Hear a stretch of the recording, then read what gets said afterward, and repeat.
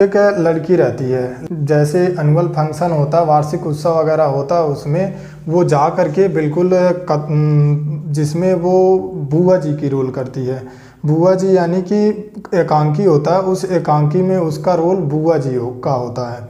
तो उसमें से वो आती है विद्यालय में, जब क्लास में पढ़ती है बच्चों के साथ में, तो सब बच्चे जैसे ही क्लास में इंटर करती तो अक्सर बच्चे उससे उसका मजाक बनाते, यानी कि हंसते कि मतलब बुआ जी आ गई, बुआ जी बोलते हैं। तो ये उसको बहुत अटपट लगता। ये प्रक्रिया मैक्सिमम 2-4 दिन 10 दिन चलता रहा। तो उसको लगा कि अब इस पर लगता है कि हमको कहीं ना कहीं कार्रवाई करना पड़ेगा, अगर हम शिकायत करेंगे तो शायद ये सब कहना बंद कर देंगे। तो ऐसे जब एक आध दिन क्लास में सब बोले तो एक टीचर से वो खड़ा होकर के बोली कि सर ये हम हमेशा से ये बुआ बुआ बोलते हैं। तो सर को काफ़ी गुस्सा आया, बोले कि सभी को खड़ा किए कि कौन कौन बोलता है। तो उसमें से सारे बच्चे खड़ा हो गए, एक को छोड़ करके। एक बच्चा नहीं खड़ा होता है, वो बैठा रहता है क्योंकि वो नहीं बोलता था और सारे बच्चे बोलते थे, इसकी वजह से सब खड़े हो गए। और उससे पूछें सर कि क्या ये जो बैठा लड़का ये नहीं बोलता है, तो बोली कि नहीं। अब आगे के जो बच्चे थे यानी कि जो खड़े हो गए उनको सर डांटे और बोले कि गधों नालायकों, देखो सीखो, ये भी एक लड़का है, ये नहीं इसको कहता कुछ भी, कभी नहीं सिखा, कभी भी गलत नहीं बोलता है, ये नहीं बुआ बोलता है।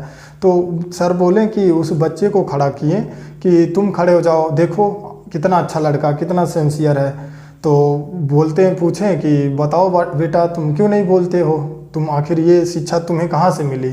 तो बोलता सा कि फूफा जी हम ही हैं। तो सभी के सभी लोग शौक रह जाते हैं, हतप्रभ हो जाते हैं। नमस्कार, स्वागत है आप सभी का हमारे इस बाल विकास एजुकेशन यूट्यूब चैनल पर। तो इसमें हम आज देखेंगे अकबर के बारे में।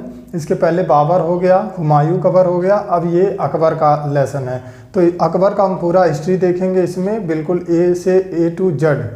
तो इसमें देखेंगे जन्म 2 अक्टूबर 1542, यानी कि सन 2 अक्टूबर 1542 ईस्वी में अकबर का जन्म हुआ था।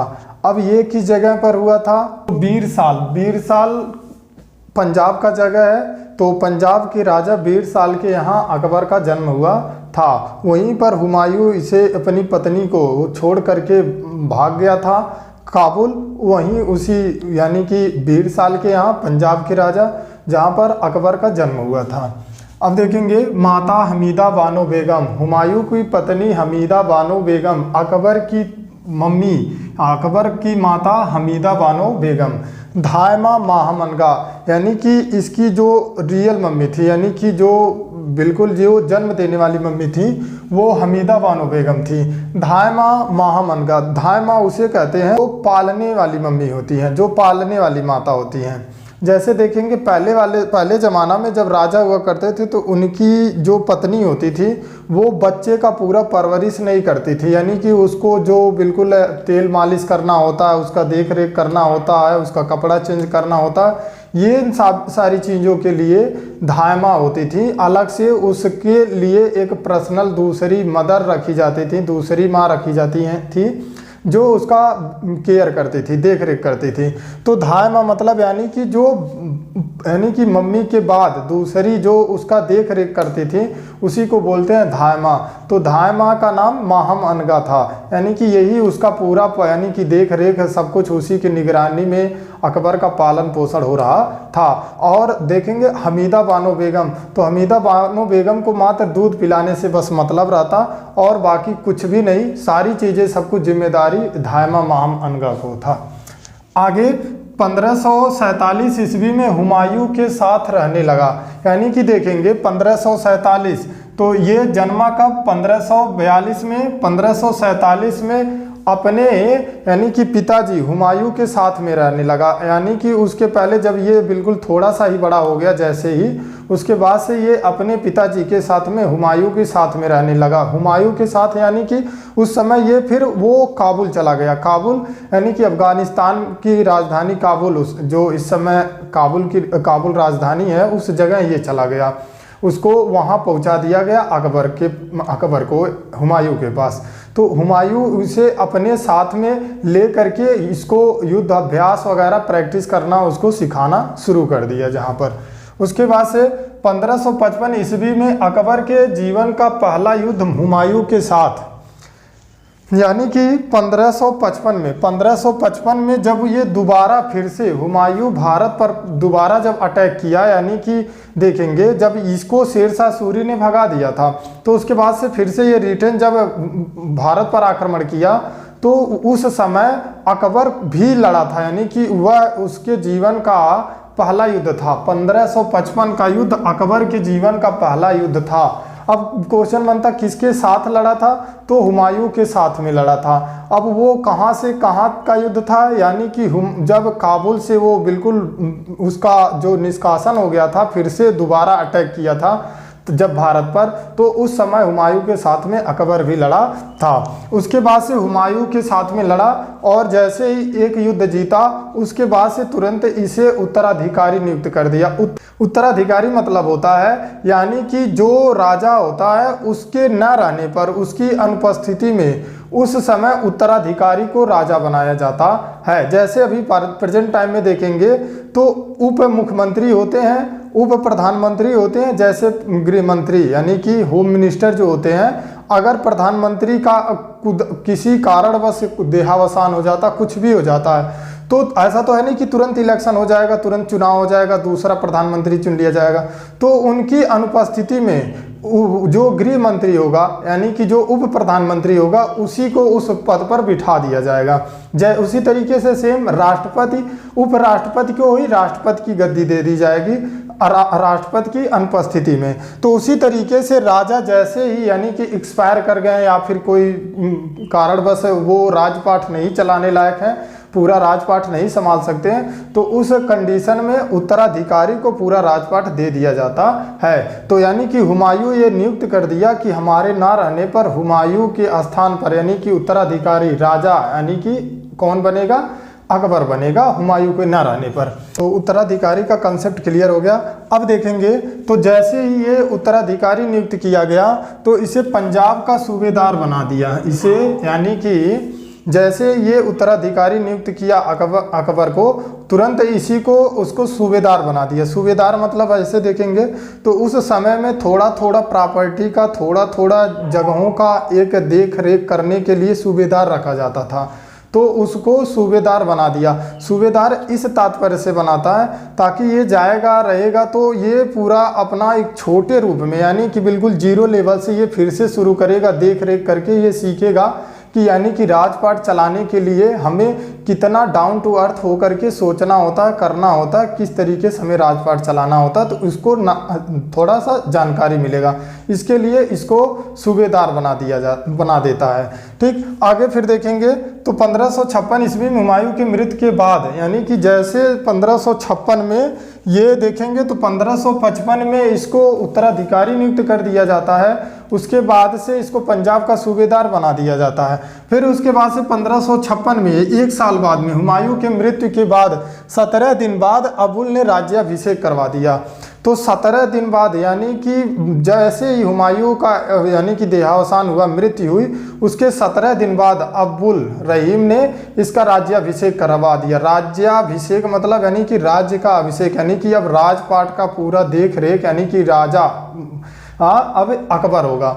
लेकिन 17 दिन बाद देखेंगे तो 17 दिन इसको गुप्त रखा गया था। गुप्त क्या रखा गया था, हुमायूं का जो मृत्यु हुई थी उसको बिल्कुल गुप्त रखा गया था। पूरे राज्यपाठ में किसी को ये जानकारी नहीं थी कि हुमायूं की मृत्यु हो चुकी है। ये जानकारी अंदर अंदर थी लेकिन पूरा राजपाठ में सभी को ये जानकारी नहीं था। उसके 17 दिन बाद से जब राज्याभिषेक करवाया गया तब ये बताया गया कि हुमायूं की मृत्यु हो चुकी है। तो आगे फिर देखेंगे अकबर अल्पायु था, यानी कि अल्पायु यानी कि मैक्सिमम 10 से 11-12 साल का ही था इसका उम्र, उसी में इसको राजा बना दिया जाता है। तो 10 से 12 साल का कोई भी लड़का राजपाट नहीं चला सकता है और उसके अंदर वो प्रतिभा, वो ज्ञान, वो समझ नहीं आ पाता है। तो उसके लिए उसके साथ में एक संरक्षक नियुक्त किया गया, संरक्षक बैरम खान। तो संरक्षक देखेंगे, संरक्षक के रूप में इसके साथ में एक बैरम खान यानी कि एक संरक्षक को नियुक्त किया जाता है। संरक्षक मतलब तात्पर्य ये कि यानी कि जिस जगह पर इसको अकबर को युद्ध लड़ना होगा उस जगह पर अकबर ना लड़के उसका संरक्षक है, उसका जो यानी कि साथ में उसके जो रखा गया है संरक्षक बैरम खान लड़ाई लड़ेगा यानी कि युद्ध करेगा, तब तक जब तक वो बिल्कुल वयस्क नहीं हो जाएगा, जब तक अल्पायु उसका समाप्त नहीं हो जाएगा तब तक बैरम खान लड़ेगा। इसके लिए संरक्षक रखा गया।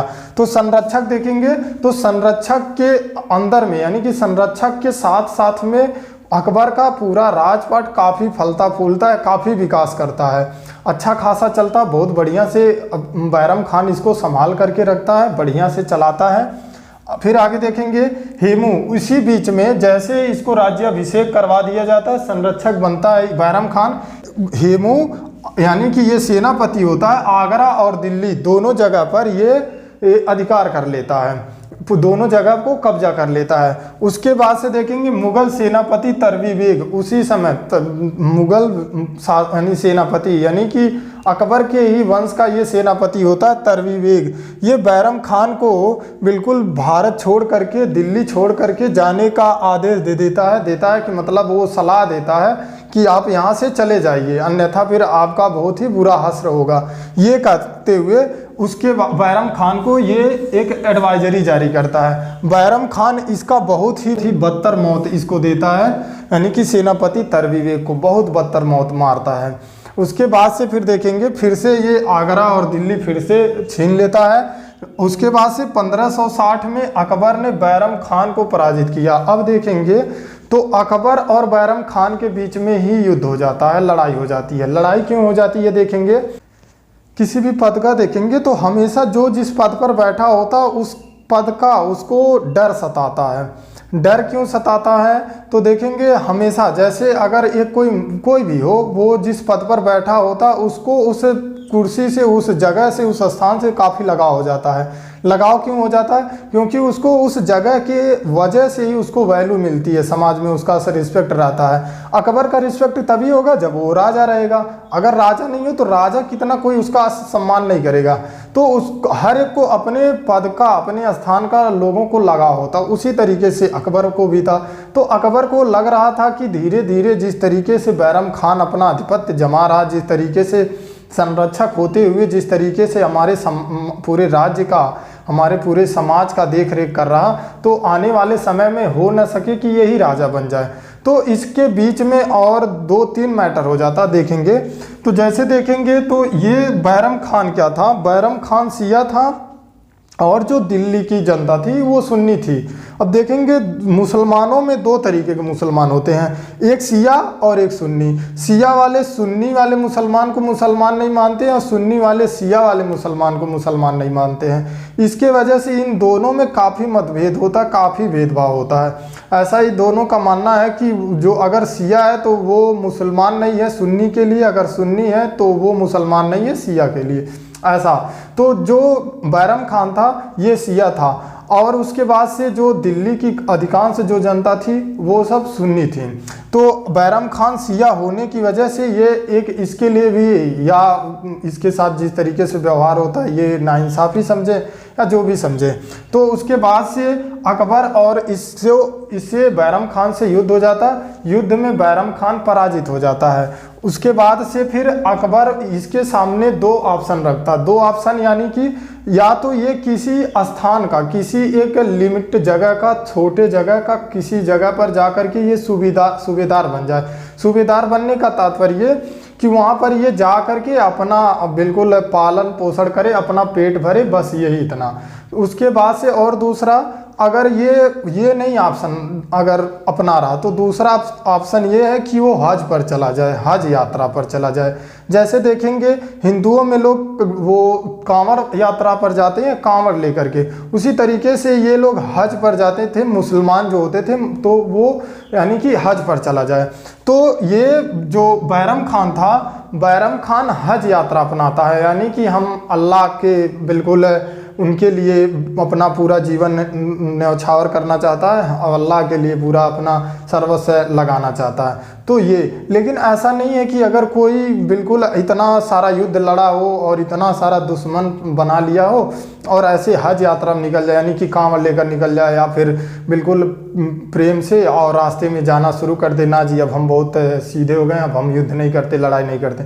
लेकिन उसका अतीत हमेशा उसको सताएगा, उसका पीछा कहीं ना कहीं करेगा, क्योंकि अगर आप जो बोए हैं तो उसको आपको काटना ही पड़ेगा। अब ये आपको काटना, उसका फल अच्छा है तो पसंद है, नहीं अच्छा है तो आपको पसंद नहीं है, ये उससे नहीं मतलब है, लेकिन अगर आप बोए हैं तो उसको काटना ही पड़ेगा।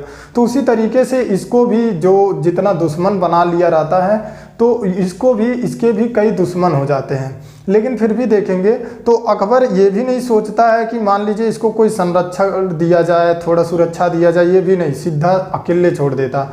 और उसके बाद से इसका यानी कि मुबारक खान इसकी हत्या कर देता है, बहुत बुरा मौत मारता है। यानी कि हज यात्रा में जाते समय ही उसको पता लग जाता है, खबर लग जाती है और ये रास्ते में इसको बैरम खान को उड़ा देता है, बहुत बुरा, बहुत बदतर मौत मारता है। तो देखेंगे बैरम खान की पत्नी यानी कि सलीमा बेगम थी, बैरम खान की पत्नी सलीमा बेगम और बैरम खान का बेटा अब्दुल रहीम।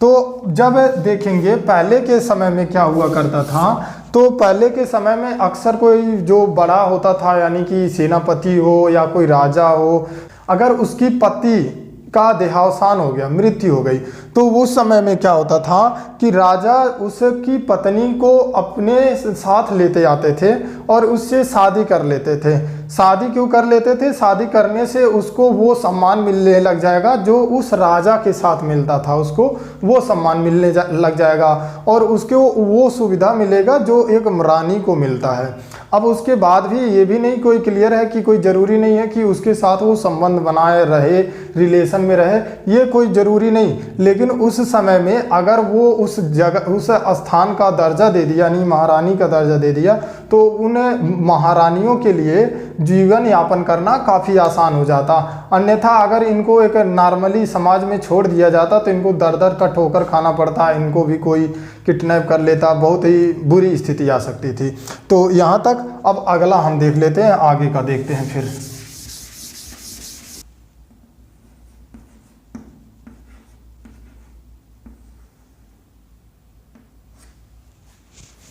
चलिए अब इसमें हम और आगे देख लेते हैं। तो इसमें 1560 महामनगा 2 वर्ष प्रभाव, यानी कि देखेंगे 1560 से 1562 ईस्वी तक, 2 वर्ष तक, यानी कि 60 से 62 ईस्वी तक। इसमें क्या होता है, जैसे ही बैरम खान की उसके प्रभाव से मुक्त होता है, यानी कि अकबर जैसे ही बैरम खान से मुक्त होता है उसी के जस्ट बाद ही माहम अनगा के प्रभाव में आ जाता है। माहम अनगा के प्रभाव में कैसा देखेंगे, तो अगर मान लीजिए राजपाट में किसी का कोई शिकायत सुनना है, कोई भी कुछ काम करना है, तो ऐसे आप फॉर एग्जांपल ऐसे देखेंगे, अगर ये मान लीजिए एक सभा है, इसमें इस जगह पर स्टेज है, यानी कि इस जगह पर चेयर वगैरह लगा है और यहाँ पर पब्लिक बैठी है ऐसे। तो उसमें क्या करता था, पीछे से ऐसे जाने के बाद से एक रास्ता हुआ करता था पीछे जिसमें जहाँ पर माहम अनगा बैठी रहती थी पीछे, और उसके साथ में जीजी अनगा और मध्यम अनगा, ऐसे करके कई लोग वहाँ बैठी रहती थी। वो क्या करता था, अगर कोई जैसे बताया इसका मैटर है तो कोई बताता कि हमारा ये मैटर है, तो वो बोलता 1 मिनट रुको अभी आते हैं। तो ये यहाँ से उठ करके भागे जाता पीछे किसके पास जाता था, माहम अनगा, मध्यम अनगा और जीजी अनगा, ये सब वहाँ रहती थी, जिसमें से प्रमुख है माहम अनगा रहती थी। उसके पास जाता था तो उससे बताता था कि ये मैटर है, तो इसमें क्या करना है, तो आकर के बताता था कि ये करना। उसके बाद से यहाँ से फिर कोई बोलता कि हमारा ये मुद्दा, हमारा ये मैटर है, हमको ये फलाना मार रहा, तो फिर बोलता 1 मिनट रुको अभी आते हैं। फिर यहाँ से भागे यहाँ से उठ करके वो फिर भागे पीछे जाता है। फिर अकबर वहाँ जा करके पूछता ऐसे अभी है मैटर, तो क्या करना है, तो वहाँ से फिर डिसीजन मिलता, आकर के यहाँ सुनाता। तो इसी तरीके से जैसे जो बाहर से लोग जो बोलते वो अंदर जा करके डिसीजन लेकर के 1 मिनट लेकर के फिर आता था। तो इस तरीके से लोग सोचते कि मतलब ये खुद का अपना राजा है, ये खुद डिसीजन लेता है, तो फिर पीछे बार बार भाग करके क्यों जाता है? तो इसके पीछे का यानी कि लोगों के अंदर यानी कि पब्लिक के अंदर ये इस तरीके का कुछ बुझाहट शुरू हो जाती है। तो ये धीरे धीरे धीरे चलता है, तो 2 साल चलता है, यानी कि मात्र 1560 से 1562 तक 2 वर्ष तक चलता है। तो इसमें देखेंगे इसमें कौन कौन सी चीजें थी ये हम समझ लें।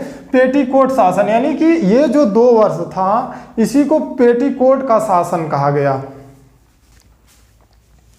इसका मतलब यानी देखेंगे तो पेटीकोट मतलब पेटीकोट कौन पहनता है? लेडीज़ें पहनती हैं, तो लेडीज यानी महिलाएं पहनती हैं, तो महिलाओं का यानी कि शासन पेटीकोट शासन।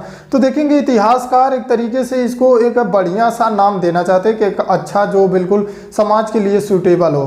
तो समाज के लिए सूटेबल होते हुए ऐसा एक शब्द खोजें तो पेटीकोट एक खोजें, लेकिन फिर ये नहीं सूटेबल लगा तो उनको फिर दूसरा नाम सूझा, तो जिसको अतका खेल का शासन यानी कि अतका खेल, जिसको नाम दे दिए अतका खेल का शासन यानी कि महिलाओं का शासन। अतका खेल शासन का मतलब महिलाओं का शासन, जिससे कि यानी कि ये एक थोड़ा सा इससे थोड़ा सा सही, लेकिन फिर भी अगर देखेंगे तो मतलब दोनों अगर देखेंगे इससे काफ़ी समझना जल्दी आसान हो जाता है। तो ये इससे किसका शासन होता है क्या होता है ये जल्दी कंसेप्ट क्लियर हो जाती है। फिर पर्दा प्रथा का शासन, पर्दा प्रथा का यानी कि जो पल्लू लटका करके रहने वाला जो यानी कि शासन, जिस तरीके से आज भी और पिछले समयों में जो महिलाएं बिल्कुल एकदम ढक करके एकदम बिल्कुल यहाँ तक लटका करके अपना घूंघट वगैरह जो भी लटका के चलती थी, इसी को पर्दा प्रथा का शासन कहते हैं। यानी कि इसमें बिल्कुल महाम अनगा के प्रभाव की वजह से बिल्कुल महिलाओं को ये उनको अधिकार नहीं था कि वो बिल्कुल ओपन बिल्कुल खुला जैसा रहना चाहती हैं उस तरीके से रह सकती हैं। आज देखेंगे तो आज कोई अगर बिल्कुल ढक करके अपना एक पर्दे में रहना चाहता है तो पर्दे में रह सकती है, अपने आप को अगर वो ओपनली रहना चाहती है तो भी रह सकती है, किसी भी प्रकार से यानी कि वो अपना जीवन जीना चाहती है वो उसको अधिकार है। संविधान राइट दिया है, वो अपने अनुसार अपनी ज़िंदगी रह सकती है, काट सकती है, लेकिन पहले ये नहीं था। तो जिसमें देखेंगे तो अक्सर देखेंगे तो महिलाएं ही महिलाओं का अक्सर सबसे बड़ा दुश्मन होती है, कि हमेशा महिलाएं ही एक दूसरे महिला की दुश्मन होती है। जैसे देखेंगे तो जब बहू रहती है और सास रहती हैं तो सास भी कभी बहू रहती है, उसके बाद से फिर उसकी बहू आती है, उसी तरीके से फिर जो बहू रहती है फिर उसका कोई ना कोई सास होती है। तो इस तरीके से लेकिन फिर भी यानी कि वो जो बहू रहेगी वो सास बन जाएगी, जो सास बन जाएगी तो उसके अंदर सारा एटीट्यूड सास वाला हो जाएगा, फिर वो अपनी बहू को खूब प्रताड़ित करेगी, परेशान करेगी। उसके बाद से फिर जो वो बहू है वही फिर से सास बन जाएगी, फिर दूसरी बहू को अपनी बहू को, जबकि वो उस पर गुजर चुका रहता, फिर भी एक महिला का दर्द नहीं समझ सकती है। तो इसके वजह से ही एक महिला ही दूसरे महिला की दुश्मन बनी बैठी रहती है। महिलाओं में एक चर्चा वाली जो प्रक्रिया होती है ये काफ़ी तेज होती है। अगर कोई आप कोई बात दिए तो वो उनको होगा कि ये बात किसी से बताना नहीं है, तो वो उनको समझ में आ जाएगा। क्योंकि देखेंगे तो महाभारत देखेंगे, महाभारत में ये महिलाओं को श्राप मिला है कि महिलाओं के पेट में कोई भी बात कभी भी पचेगा नहीं, यानी कि वो कभी भी कोई अपना सीक्रेट कुछ भी रहे वो छिपा नहीं सकती हैं। युधिष्ठिर अपनी माता को जब वो कर्ण का राज छिपाए रखी थी उसमें वो उनको श्राप दिए थे कि आज के बाद से कोई भी महिला अपनी कोई भी पर्सनल बात किसी न किसी से ज़रूर शेयर कर देगी, वो कभी अपना बात छिपा कर नहीं रख पाएगी। तब से ये ऐसा एक मतलब माना जाता है। तब से देखेंगे तो महिलाओं को एक लेडीज़ को पता होगा कि ये बात किसी से नहीं कहना, लेकिन फिर भी वो अपनी सहेली न किसी से कह देगी, फिर वो भी कहेगी, वो भी उसको भी रहेगा कि ये बात किसी से नहीं कहना, फिर वो किसी दूसरे अपनी सहेली से कह देगी, फिर उसको भी ये पता होगा कि ये बात किसी से नहीं कहना, फिर वो किसी तीसरे इंसान से कह देगी। इस तरीके से ये सारी बातें जो बात है ये सबको पता हो जाएगा, सबको पता चल जाएगा, लेकिन सबको यही पता रहेगा कि ये बात किसी से बताना नहीं है। तो इसी तरीके से फिर आगे देखेंगे तो पर्दा प्रथा का शासन, हरम दल का शासन, ये एक बिल्कुल बहुत एक अलग तरीके का प्रोसीजर था। जैसे देखेंगे हरम दल में क्या होता था, राजपाट की जो सबसे सुंदर कन्या होती थी, जो बहुत ही सुंदर होती थी, उनको एक हरम दल यानी कि उसमें एक हरम बिल्डिंग होता था, एक मकान होता था, एक उनका बिल्कुल अलग आवास होता था। उसमें जो सुंदर कन्याएं होती थी, जो महिलाएं होती थी, उसमें उनको रखा जाता था। उसमें रखने का मतलब यानी कि उनको पुरुषों से बिल्कुल दूर रखा जाता था, जो बहुत खूबसूरत होती थी, दूर रखा जाता था। यानी कि उनको सिर्फ देखने का एक ही इंसान को अधिकार होता था, राजा को। यानी कि उस महिला को सिर्फ एक ही इंसान देख सकता है, राजा। और उस मकान में दो लोगों को ही जाने का अधिकार था, एक तो राजा को, एक तो डॉक्टर को। तो अब देखेंगे डॉक्टर को क्या अधिकार, किस लिए अधिकार रहता था। तो डॉक्टर को ये अधिकार इसलिए होता था कि उनका इलाज करने के लिए मात्र अधिकार होता था, वो भी डॉक्टर को देखना नहीं अधिकार होता था। अगर किसी लेडीज़ का, किसी महिला का वहाँ इलाज करना है, उपचार करना है, तो एक पर्दा डाल दिया जाता था सामने से, उस पार महिला रहती, इस पार डॉक्टर साहिबा रहते हैं। अब ये इधर से अंदर हाथ डाल करके पता करते हैं क्या दिक्कत है, फीवर है, क्या बात है, उसके बाद से और उधर से रिप्लाई आता, फिर ये पता करके फिर उसको जो दवा करना होता, उपचार करना होता, करते हैं। और इनके भी पर पट्टी लगा दी जाती थी ताकि ये भी ना देखें, और उस बगल से कोई भी महिला को देखने का अधिकार नहीं रहता था। तो अक्सर देखेंगे उस मकान में रहने के बाद से उनका जब जीवन समाप्त होता तभी वो बाहर आने के योग्य होती थी, नहीं तो पूरी जीवन अपना उसी मकान में, पूरा उनको उसी आवास में बिताना होता था, पूरा जिंदगी उसी में। वो समाज में आने के लिए तरस जाती, फिर भी उनको उसी में रहना पड़ता था। क्यों रहना पड़ता था? क्योंकि ये राजा का एक आदेश हुआ करता था। और दूसरा, अब उसमें से राजा अगर जिसके साथ अपना संबंध बनाना चाहता, जिसके साथ रहना चाहता, उसमें से राजा चुन करके उनके साथ रह सकता था। सिर्फ ये अधिकार राजा को हुआ करता था। इस तरीके से एक पूरा यानी कि हरम का एक बिल्कुल उसमें एक कई महिलाएं हुआ करती थी, जो बिल्कुल एक इस तरीके से हरम का शोषित रहती थी, प्रताड़ित होती थी, जिसके वजह से उनका जीवन काफ़ी कष्टमय और दुखमय बीतता था। अब आगे देखेंगे तो 1562 में पर्दा प्रथा का अंत हो गया। पर्दा प्रथा यानी कि ढक करके जो नकाब, जो दूसरे रूप में देखें तो बुर्का, आजकल का जो क्या नाम है, मुस्लिम कन्याएं जो ढक करके चलती हैं, यहाँ तक कि देखेंगे कि जैसे ढक करके अगर देखेंगे तो आंख बस दिखता है, मात्र सिर्फ आंख बस दिखता है। हमारे यहाँ हम और एक दोस्त और हम सब जा रहे थे दिल्ली में, तो उसमें एक कन्या थी, यानी कि कन्या समझे जो भी, तो उसकी बस आंखें दिखती थी और हाथ दिखता था, बिल्कुल इतना हाथ दिखता था और बस कुछ नहीं। तो उसमें हमारे जो दोनों दोस्त थे, तो उनको लगा कि काफ़ी मतलब साथ में बैठे तो लगा कि ये काफ़ी बहुत ही सुंदर होगी, बहुत अच्छा होगी। तो वो सब को एक इच्छा हो गई कि मतलब अक्सर कोई क्वेश्चन होता किसी के दिमाग में कि हमको इसके अंदर क्या है, हमको जानना है। तो उसी तरीके से क्वेश्चन हो गया कि आखिर ये कौन है, कैसा है, एक बार देख लेते। तो ऐसे हम देखते गए, सब बैठे दोनों दोस्त बोलते कि अब देख लें, तब देख लें, अब देख लें, लेकिन देखने के लिए नहीं मिला। लास्ट बार जब उतरी वो तो एक स्टैंड पर, तो उस जगह वो फुल्की खाने गई तो अब उठाई, और जब तब उठाई तो उसका उम्र था, कम से कम रहा होगा 55 वर्ष, यानी कि बिल्कुल वो दादी के समान की उम्र की थी बिल्कुल। उसके बाद से हंसते हंसते पेट दर्द होने लगा। फिर हम सब साथ में वहाँ से और भी जो दोस्त थे हम सब चले गए। तो उसी तरीके से फिर देखेंगे तो पर्दा प्रथा का अंत हो गया 1563 में। 1562 में यानी पर्दा प्रथा का अंत हो गया। 1563 में जजिया कर का अंत हो गया। जजिया कर उन्हें देना होता था जो गैर मुस्लिम होते थे, यानी कि जो मुस्लिम नहीं है उनको जजिया कर देना, जजिया टैक्स, तो कर के रूप में उनको अदा करना होता था, इसलिए कि वो हिंदू हैं या जो भी कास्ट के हैं। इसके वजह से कि वो अगर मुस्लिम, अगर देखेंगे अगर कोई जजिया कर टैक्स बचाना चाहता है तो वो मुस्लिम या तो हो जाए, अगर मुस्लिम नहीं हो रहा तो वो जजिया कर देगा, यानी कि जजिया टैक्स जमा करेगा। इसके पहले यानी कि देखे होंगे बाबर के समय में, तो हुमायूं के समय में, तो उन सभी लोगों को, हिंदुओं को ये जजिया कर देना पड़ता था। ताकि कि वो हिंदू हैं इसकी वजह से। अगर आप देखेंगे तो आजकल तो समय में बहुत से ऐसे लोग ही होंगे, ऐसे बहुत सारे हिंदू में ही बहुत ऐसे लोग हैं जिनको खाने के लिए भी नहीं होता है। उसके बाद भी अगर उनको ऐसे कह दिया जाए कि आप हिंदू हैं, इसके लिए आप टैक्स जमा करिए पर मंथ 100 रुपये, 50 रुपये, साल का 1200, वो कहाँ से जमा करेंगे?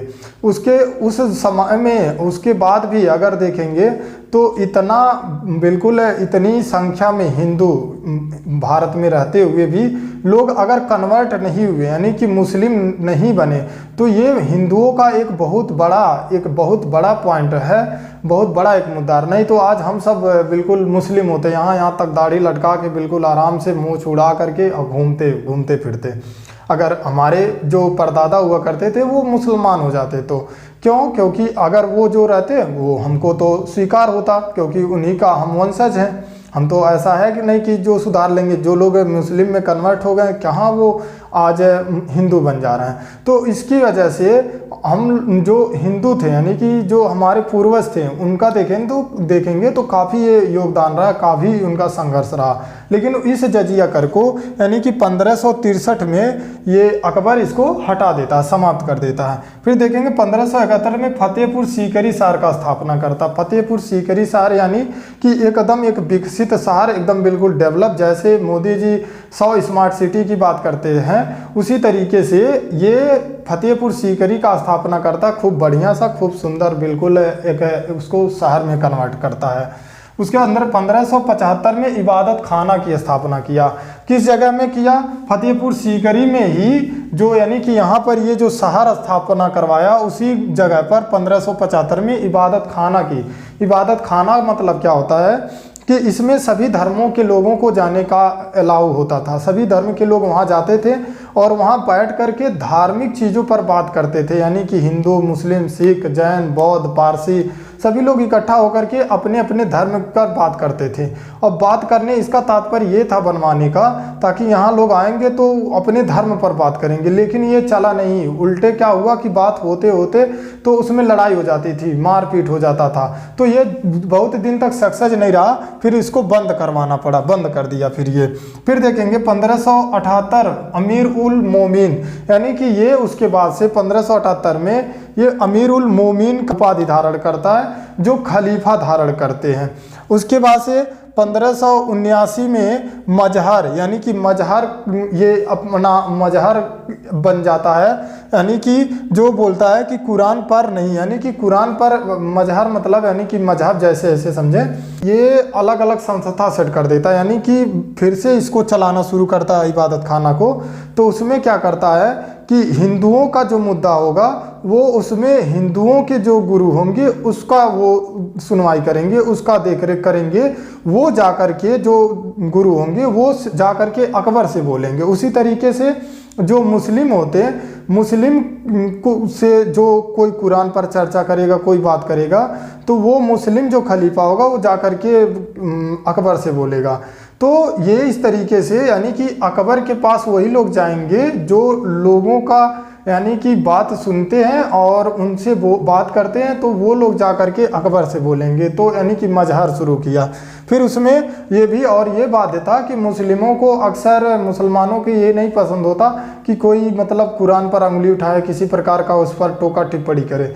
इसके वजह से ये कुरान पर बोल दिया कि कुरान को छोड़ करके, धर्म पर बात होगी लेकिन कुरान को छोड़ करके। और कुरान में क्या है कि मजहर यानी कि अधिकार, राजा के पास ये अधिकार नहीं होगा कि वो किसी भी प्रकार का कुरान में टोका टिप्पणी करे, छेड़छाड़ करे। ये अधिकार अकबर को यानी कि राजा को नहीं होगा, ऐसा करके नियम बनाता है। फिर देखेंगे 1582 में दीन ए इलाही नामक धर्म चलाया। ठीक है, दीन ए इलाही नया धर्म, यानी कि अगर आप इच्छा से, स्वेच्छा से किसी भी धर्म के हैं, अगर आपका इच्छा है तो आप इस धर्म को अपना सकते हैं। तो इस धर्म को मानने वाला सिर्फ मात्र एक हिंदू था, बीरबल। और इसका बीरबल का पुराना नाम महेश दास था। महेश दास ही अकबर के दरबार में बीरबल का नाम उसको दिया गया था। ठीक, तो जिसमें से देखेंगे हिंदुओं में मात्र यह ही एक ऐसा था जो कि बीरबल, जो ये मात्र हिंदुओं में हिंदू था और ये दीन इलाही धर्म को मानने वाला था, पहला ऐसा इंसान था और एक ही था। 1583 न्यू कैलेंडर इलाही संवत, तो 1583 में, जैसे 1582 में दीन इलाही, 1583 में न्यू कैलेंडर इलाही संवत चलाता है। इलाही संवत देखेंगे तो जैसे हम लोगों का जो कैलेंडर है, तो हम लोगों का कैलेंडर चंद्रमा पर होता है, चंद्रमा के हिसाब से हमारे दिन होते हैं। उसी तरीके से देखेंगे जो ईसाई होते हैं, क्रिश्चियन होते हैं, इन सब का कैलेंडर सूर्य पर होता है। जैसे देखेंगे तो जिसका कैलेंडर सूर्य के आधार पर बना होता है, उनका कभी भी दिन यानी कि त्यौहार का दिन आगे पीछे नहीं होता। जैसे फॉर एग्जांपल देखेंगे तो 25 दिसंबर क्रिसमस डे, ये सूर्य के कैलेंडर पर है, यानी कि ये ईसाइयों का है, यानी कि ये हिंदुओं का नहीं है, मुसलमानों का नहीं है, तो ये उनका बिल्कुल फिक्स है। लेकिन हम जो जनवरी फरवरी पढ़ते हैं वो हमारा कैलेंडर नहीं है, वो ईसाइयों का कैलेंडर है। क्यों नहीं है? क्योंकि देखेंगे हमारा जो कैलेंडर होता है, हमारा कैलेंडर चंद्रमा पर आधारित होता है और ईसाइयों का कैलेंडर सूर्य पर हो तरीके से, यानी कि दोनों डिवाइड होता है, यानी कि हमारा हिंदू और मुसलमान का कैलेंडर चंद्रमा पर आधारित होता है, ईसाइयों का कैलेंडर सूर्य पर आधारित होता है। सूर्य का महीना 30 से और 31 दिन का होता है। हिंदुओं का जो चंद्रमा का कैलेंडर होता है ये 28 दिन का होता है। तो इसीलिए जो 2 दिन का छोटा होता है, इसीलिए हमारा जो त्यौहार है वो आगे पीछे होता रहता है, उनका त्यौहार, इसीलिए वो बिल्कुल सेट रहता। अगर हम अपने कैलेंडर को पढ़ें तो हमारा भी त्यौहार जिस हिसाब से रहेगा, जो हमारा कैलेंडर है उस हिसाब से वो बिल्कुल परफेक्ट है, लेकिन उनके कैलेंडर के अनुसार हमारा जो त्यौहार है वो आगे पीछे होता रहता है। ठीक, तो बस ये यहीं तक। अगर आपको समझ में आया तो हमें कमेंट बॉक्स में ज़रूर बताएं। तब तक के लिए बाय, टेक केयर, जय हिंद, जय यूपी।